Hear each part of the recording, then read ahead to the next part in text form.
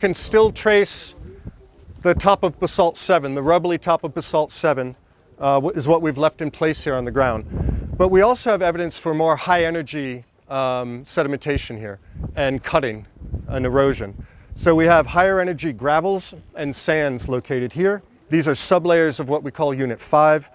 More higher energy material here. And then there's a sandier matrix, a different sublayer here that has archaeology in it. And the archaeology is slightly different from what you see up here, but it's size sorted a bit because it's reworked. It's not that rolled or weathered, and but the pieces are smaller on average than what you'd find elsewhere in the site.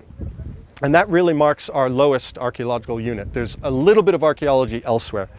But this sand and gravel, these high energy channel fills, are actually truncating another paleosol, which is what is layer 7 down here. And layer 7 in this part of the site is covering the top of basalt 7, okay? So this is more floodplain deposits, but it's a truncated A horizon of a paleosol. Further over, we have the BT horizon and the C horizon for layer 7. Where? The BT? Sorry, it's over here. It's not exposed here. So if we move over this way,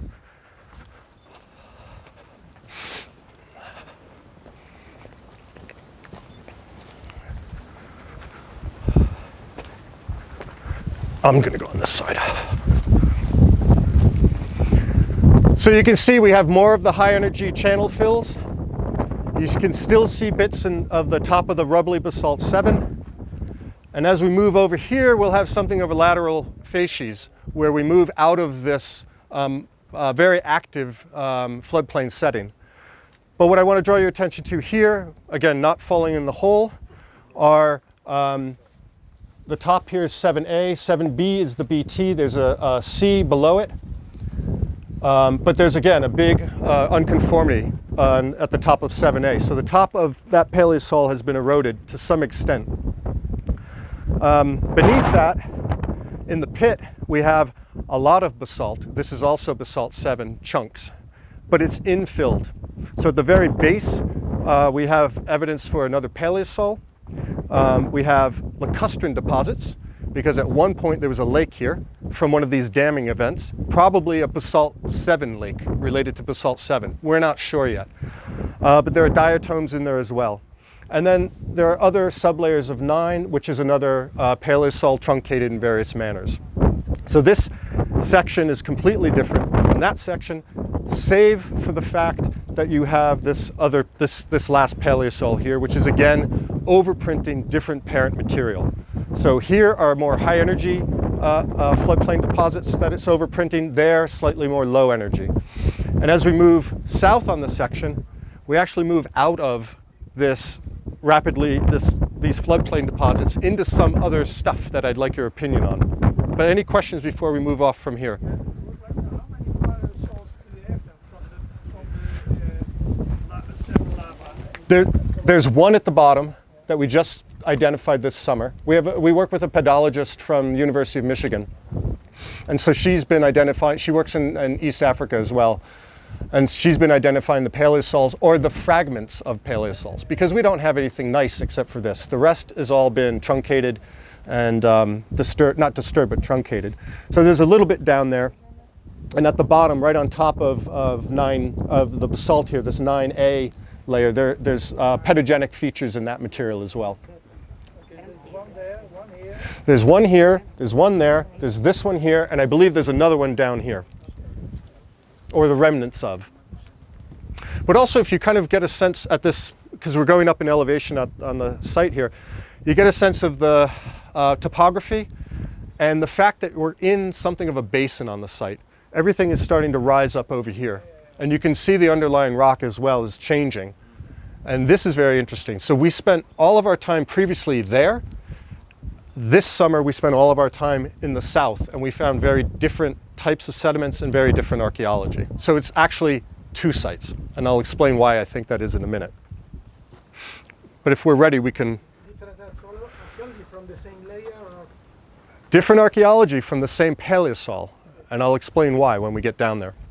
All right, let's go. So here we have the top of 7A, and you can see how it's all torn up. These high energy sands these stratified sands. They've just torn the top off of 7A, this paleosol.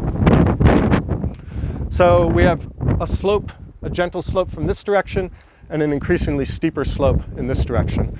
And I think that's a real real landscape feature.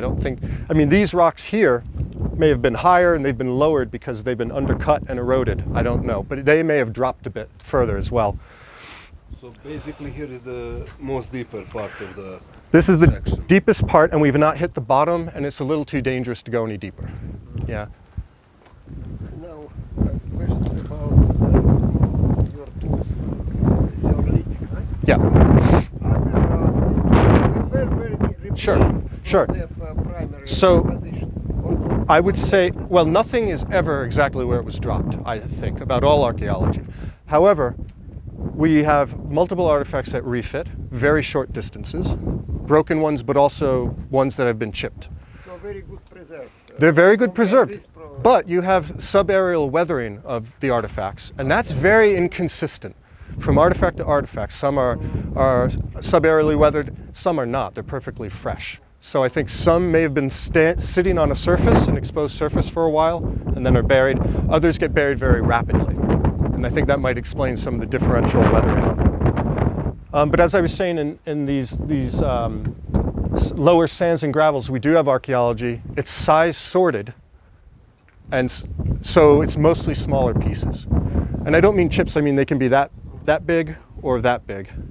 Whereas here we have everything. So we were water screening everything to begin with, and not finding much actually, so we stopped that. That was too much effort. Okay, so as we move south, we have lower energy inputs as far as sediments are concerned. And at about here, I'd say, we're really moving out of the active floodplain. We have our paleosol, units 1, 2, 3, 4, but they're overprinting, we think, older material. The parent material up here, we think, is much older than the parent material down there. And we realized, too, that our stratigraphy over here doesn't continue across this part of the site. So layers 4 and 5 don't exist over here anymore. We have something completely different. And we also get this dense accumulation of basalt nodules. They're not rounded, they're not transported by water, they're probably colluvial in nature. This may be the top of basalt 7 over here, it could be different, or it could be stuff being shed from that cliff over there, which is certainly closer in the past. But that also has had floodplain material in it.